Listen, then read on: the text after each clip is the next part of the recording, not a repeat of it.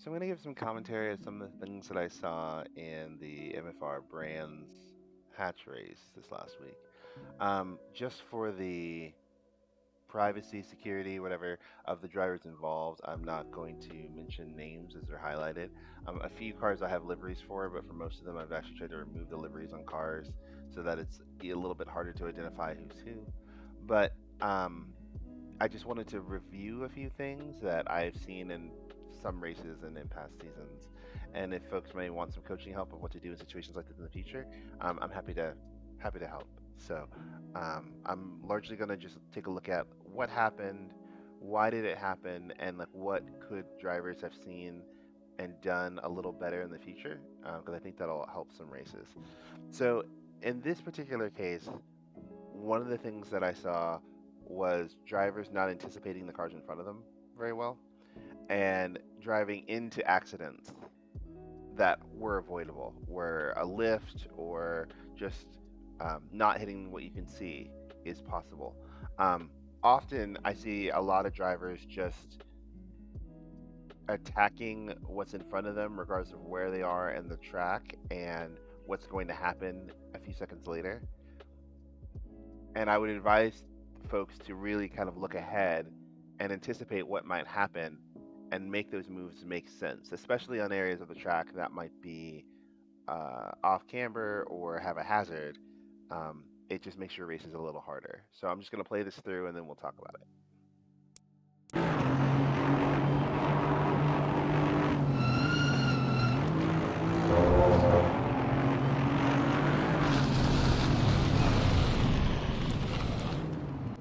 Okay, so what happened? So in this case, we're in basically, I'd call it a 5 car battle, right? There's 2 rows of 2 in front. We're the 5th car.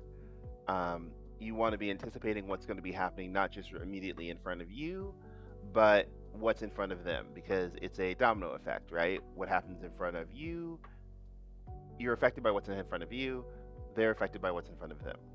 So you need to anticipate those things and find a slot that your car can safely accelerate through when you're trying to plan for an attack, either on the entry or on the exit. I'm a big proponent of exit attacks because you just accelerate by cars rather than driving into a vanishing slot.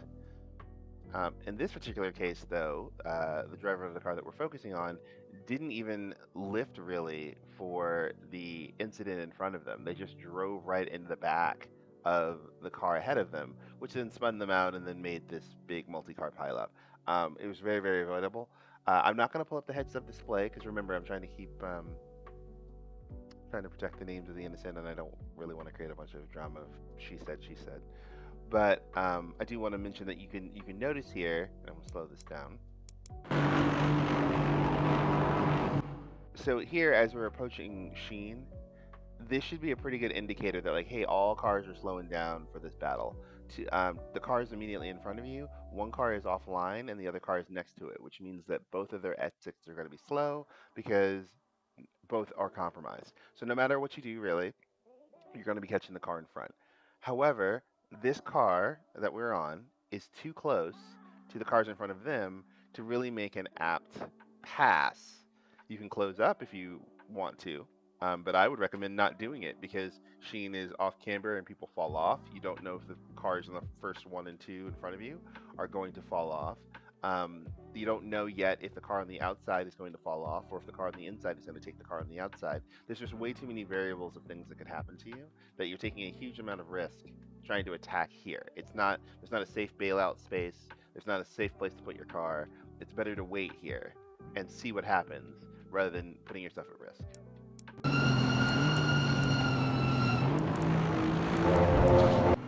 Right now we're accelerating into an accident, right? Because there's just way too many cars and not enough space. There's not a clear cars with lane of space for you to go anywhere. So it doesn't make sense to attack here. You can provide some maintenance throttle if you want to stay close to the cars in front, but you know because the corner ahead is a braking zone and going to turn left, everyone's going to have to slow down. So you want to have to give yourself some room to accommodate for that slowdown so that you don't die. Now we're in a very dangerous place. because there's no more room on the right.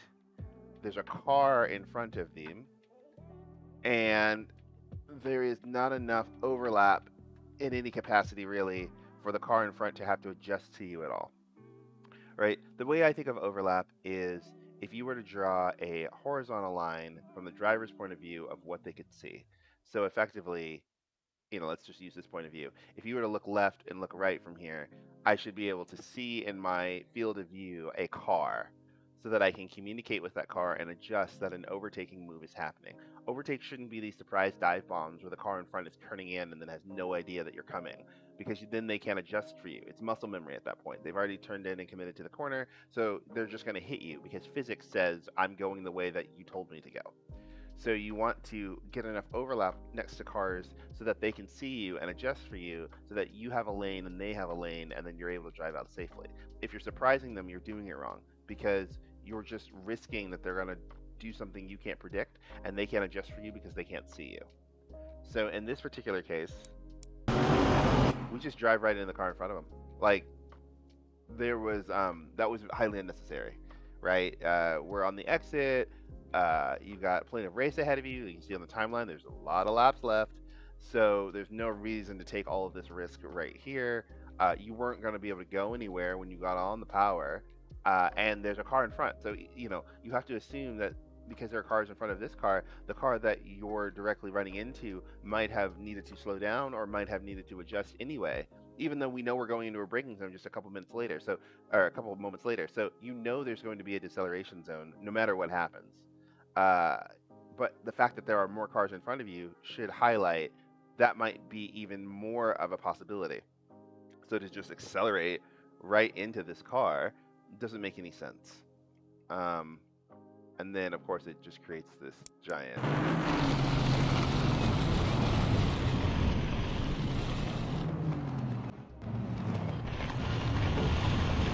Fortunately, this car held the brake after they spun across the track, so I appreciate that. And then came to a stop. But this was highly, highly avoidable. Anticipation is the reason why this is, or really lack thereof, is really why that accident even happened in the first place. Because it was caused by the car we're on pushing the car in front and then shoving them into a field and then pinballing them across the track. So that's something that we should avoid. Okay, so this incident is interesting because there's twofold here. One is the car we are on potentially not really anticipating the traffic ahead and what might happen to them. And then the second part is the car that actually causes the actual incident not being aware of traffic around them. Um, so I don't know if folks run with their relative MFD up, where up in the lower left-hand corner you can have the relative gaps between cars. But especially at a race start when there are cars all around you, you need to drive more cautiously. And you need to assume that there are cars in your blind spot and cars that may not be fully alongside and other things right at the beginning of the race. It's always better to kind of stay in your lane and choose an inside or outside lane at the beginning of race starts until you're clear and you kind of know that there are, the situation of the cars around you. Right? A lot of race start collisions happen in the first lap because people are trying to be all feisty and they dart over and they dart back and they don't really look around or think about the fact that there are other cars around them. So again, and I'm not going to highlight the names of the drivers because I don't really want to deal with that drama, but I do want to highlight some things that I've noticed between the car that we're sitting in and the car that is going to cause an incident. So let's just look at it and then we'll talk about what happened.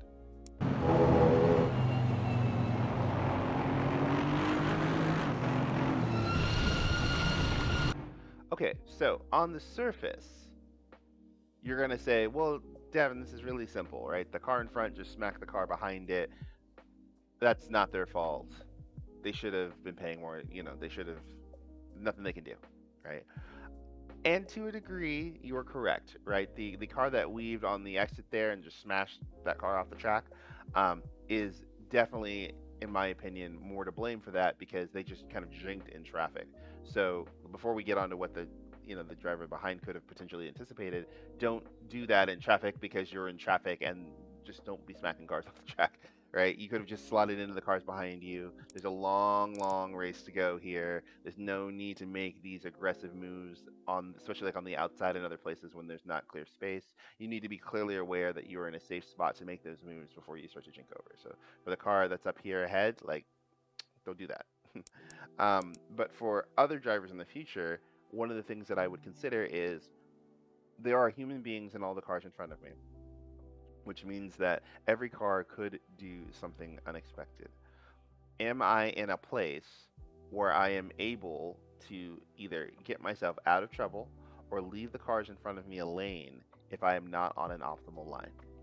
So, on a race start or in the beginning of a race on the opening lap, all the cars are offline. Nobody is really on an optimal line. So, everyone is going more slowly than they will be the second lap.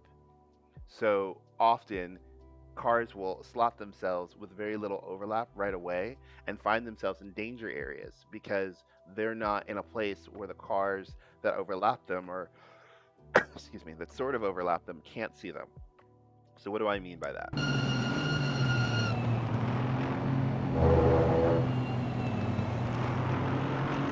Okay, so as we get here on the exit, there are a number of cars in front of us. But the car that we care about is the 61, right? This car over here on the right, because that's the car that we have the closest amount of overlap with. Let me go up top. So as you can see, if you draw a horizontal line from the driver's point of view, if they were to look left or right, they cannot see you. You are in their blind spot.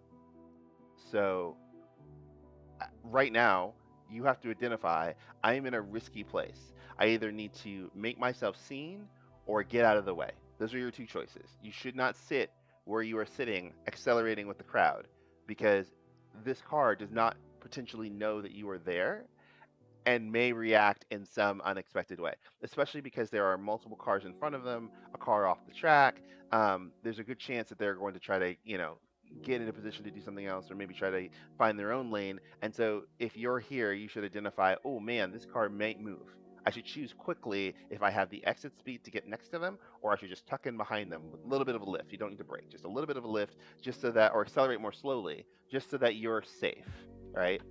Jackie Stewart always said that the first priority of every racing driver is to make sure no other racing driver touches their car. So you want to drive, in my opinion, you want to drive with that in mind of, making sure that you keep you and your car safe.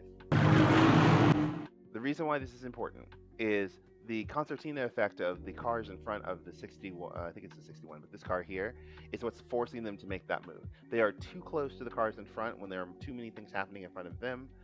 When this car went off the road, it kind of caused the other cars to check up in some degree because all the other cars are reacting, and it takes maybe 0.2 of a second for the brain to realize, oh crap, I have to do something. So they are weaving out of the way to try to get out of the way of this accident. I would potentially argue that if you're going to do something like this and you're not looking ahead at the cars in front of you, that a lift here would have been better before we had gotten on the exit rather than a weave. Because even though you are in a battle, you can still see that there are kind of cars ahead and things like smoke from the cars in front from them going off the track and just the different cars kind of not online. Being able to identify if they're offline early should dictate whether you should be close or not to things in front. I'd argue that the farther you are in the back of the field, the more space you want to give to the cars around you because typically the drivers are a little slower and they take a little more time to know what to do. It's also lap one of a very long race. Relatively speaking, we're not even 10% into this race, so we want to preserve our car. But I digress. If you see you're drawing a horizontal line here, I bet you this car didn't even know that there's a car coming up on it because there was never any really point of view overlap where they could see. It's very difficult for you to look left and know that they're there. Probably the radar should have told you there's a car around. This is going to sound a little harsh, but common sense probably should have told you there are cars around because you're at the beginning of a race start, right? There's nothing wrong with just taking a breath and even potentially losing a spot if a car just kind of made a run up the inside and have plenty of options and time to do things later in the race. People tend to drive like every move is the only move they can make, like the last best desperate effort. And 99% of the time, that is not the case. Like You'll know that when you're fighting for the lead and there's one lap to go and there's only one place to pass and you've done all the right things up to that point and you know that there's only one opportunity. But in this case, you've got so many opportunities to do things that it doesn't make sense to be so aggressive and at the very beginning because you're all running the same car. You're all accelerating at the same rate. Like you're not going to warp speed by anybody. You're just going to stick with this group. But the important thing is for the car that is being run off the road right now is to be aware of blind spots. Be aware of, field of view. And if you are not in the driver ahead of yours field of view when they are maneuvering, there's a good chance they do not see you and will run you off the road. Whether or not they think they do see you and they think you should lift is another story. Just think objectively that assume best intent, assume everyone's making a mistake, no one's being malicious, people are just being clumsy, right? If they can't see you, they're going to maneuver like you're not there, and that puts you at risk and then knocks you off the track. So, something to think about.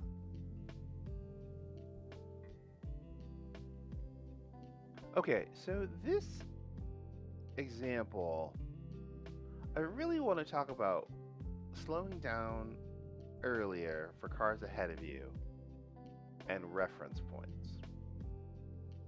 So RS has a really good video about how to follow another car. He even has a TLDR version of it that's really short. But the long and the short of it is when you are following cars, the car ahead of you has to brake before you do because they are farther ahead on the track than you, which means that they are moving slower as you approach what would be your normal braking point. If there is a car in front of you when you are moving to brake, you have to brake earlier than you would if you were by yourself, because you are approaching a slower moving car that is not going to disappear. So what that means is you need to have a very clear understanding of not only your reference points for when you're on a lap by yourself, but also have the discipline to know where to brake earlier when following other cars. You also need to be able to identify when a car is on an optimal line or not, and recognize early that you're going to have to adjust more because that car ahead is compromised even more than what it would be if it was just a single car by itself. I mean, at the end of the day, you have to be able to recognize what's happening to the cars in front of you and anticipate what is happening to them and adjust to them in order to make an attack. You can't just drive into whatever is in front of you. And this is what happens to this car in front. They just drive into whatever's in front of them. So,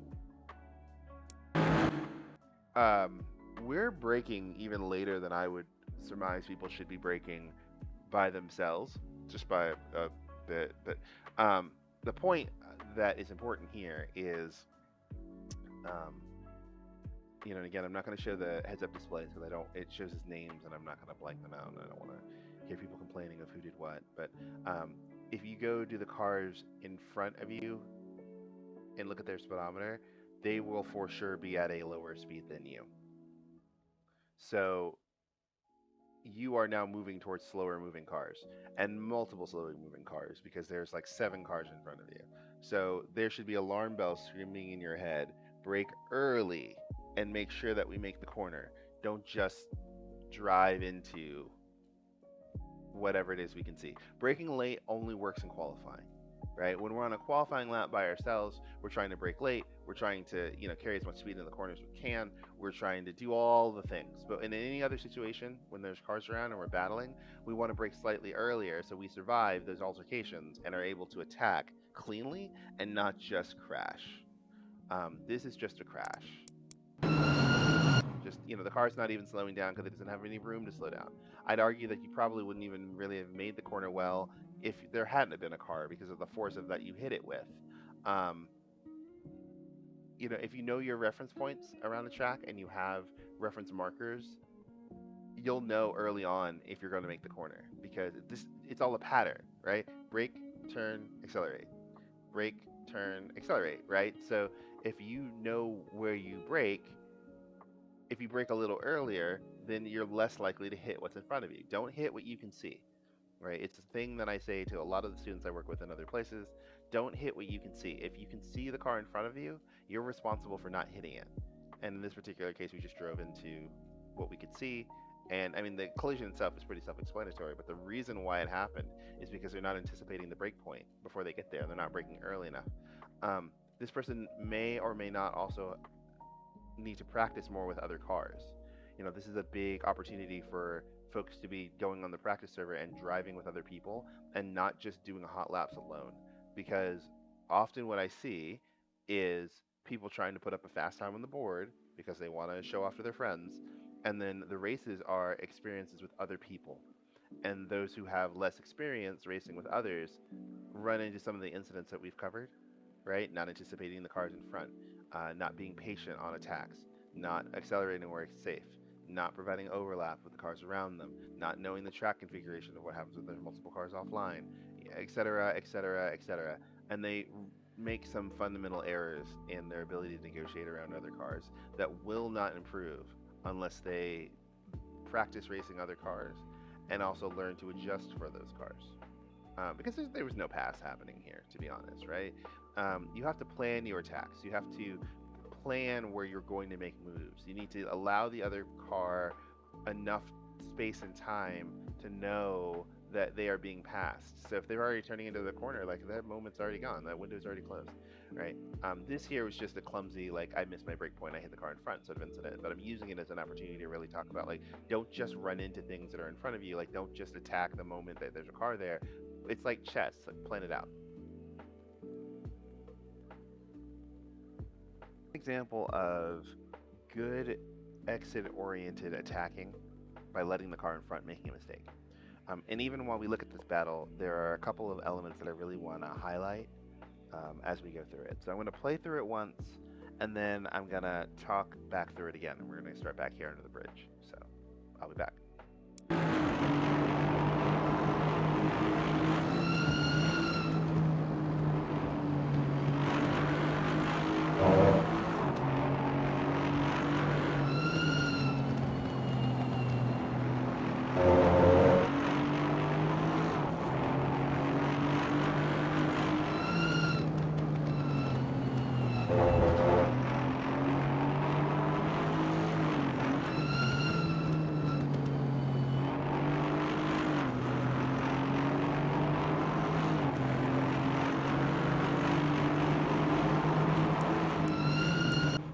Okay. So, some of the things that I want to talk about. First, just because you come up on a car does not mean you need to pass the car right then. We need to plan our attacks, not just drive up to whatever we are around. The car that we are on right now is giving itself too much work because it is driving into corners too close to the car in front of it when there's not space for them to get by or room for them to really accelerate away. So they're just wasting valuable entry speed and exit speed by following too closely. If you're going to attack a car, be in a position, like be far enough that you can wait for them to make a mistake and attack them when they're at their weakest. Now, sometimes that does mean you can be close to the car in front in order to force them offline or to fill their mirrors or get in their head, but that is a strategic choice you are making in order to wear down the mental stamina of the driver in front so that you can back off, they can make their mistake, and then you can drive by.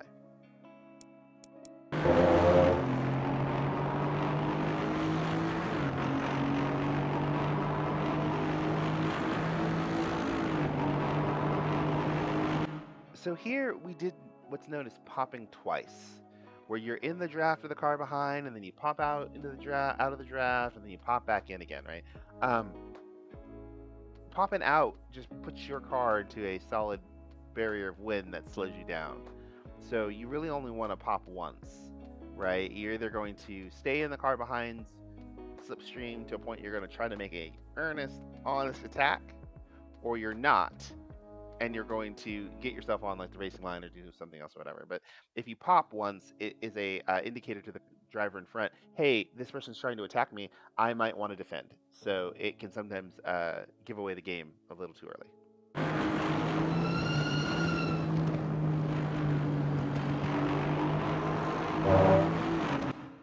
attempt around the outside. Not advised, but because we're trying it. Since we didn't have a good run early because we popped twice, you killed your entry momentum, so you didn't have enough momentum to even attempt to really clear the car that you're trying to pass, or at least get alongside enough to a point where they're going to have to yield to give you room. So that's why popping early is sometimes not a really good idea, because it sabotages you when you get to the point where you actually want to make a move.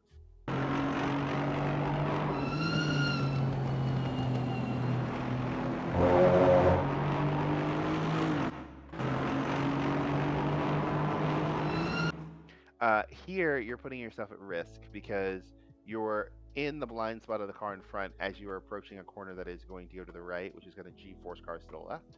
Um, no one touched here, but just be mindful when you're attacking too wide on corners like this. Where's the car in front of me going to go? Is it going to carry in front of me?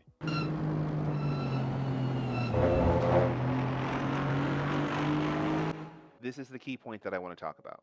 Okay, so we are at a point in the battle where the driver in front should not come back onto the racing line at the last minute.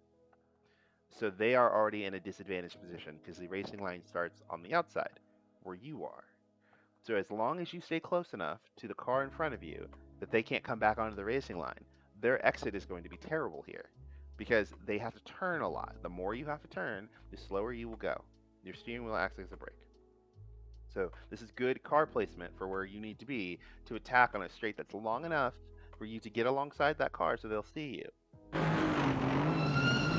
Brakes early, fantastic, right? So you don't drive into the car in front of us because we're braking early. Great, right? Lets that car make its mistake. You want to let your opponent make their mistake before you attack them. If you attack them too soon, like let's say you turned in now, you would just drive right into the back in front of them. So you need to let them finish missing the lines of their space for you. So that was great. And you see the wobble they did on the exit was because they were too early. The track also undulates there, so it makes it even worse. So, quick PSA for understanding track undulation and how the angles of the track work, because that affects your car. But this now makes them weak here.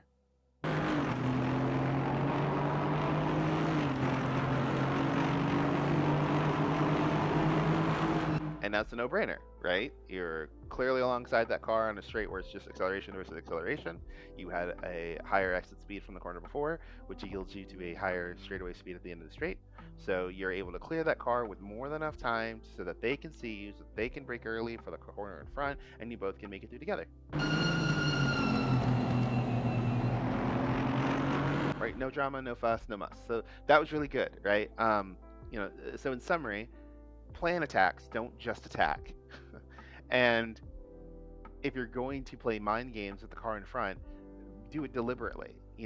Be close enough for just a period of time where you're in control, and then bail out a little so that you can have control of the actual attack. All right, so this is pretty good.